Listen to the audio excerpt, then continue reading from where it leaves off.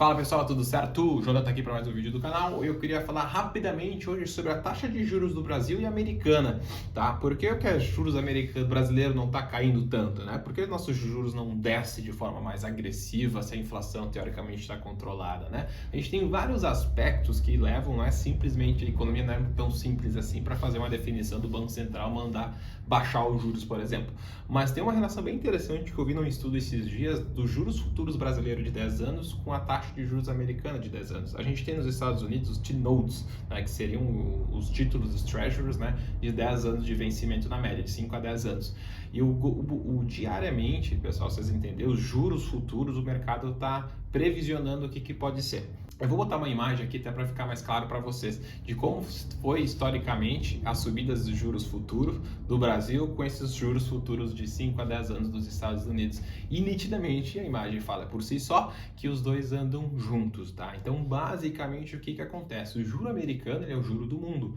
Pensa comigo assim, você é um cara que tem muito dinheiro e os Estados Unidos estão te pagando 6% ao ano de juros, tá? De renda fixa, digamos assim. E os Estados Unidos hoje é a maior potência mundial e é o país mais seguro economicamente. Então não existe outro lugar mais seguro do que botar dinheiro na renda fixa americana, que seria o Tesouro Direto do Brasil, né? Os Treasuries, o Tesouro Americano. Não tem lugar mais seguro no mundo para te comprar. Pô, se o lugar mais seguro do mundo tá me pagando 6% ao ano, por que eu vou colocar no Brasil me pagando a 8%, por exemplo? Por que eu vou colocar no Brasil me pagando a 7%? Não faz sentido nenhum para o investidor, principalmente para o investidor estrangeiro. Então ele vai botar o dinheiro dele nos Estados Unidos. E por que o Brasil não baixa de forma muito agressiva? Hoje, os Estados Unidos, o juros está basicamente em torno de 5%. Historicamente, quando a diferença do juro real entre Brasil e Estados Unidos que abaixo de 4,5, 5, o dólar começa a subir demais. Então o Brasil tem que cuidar, além de todos os outros indicadores variáveis como risco fiscal, inflação, né, commodity, desemprego, tudo, tem que olhar tudo, eles têm que ainda se olhar e se basear no juro americano. Então se o juro americano não baixa, o Brasil não consegue, ele fica travado, ele está preso, amarrado, ele não consegue baixar, mesmo o Brasil economicamente, internamente, está dando sinais que poderia.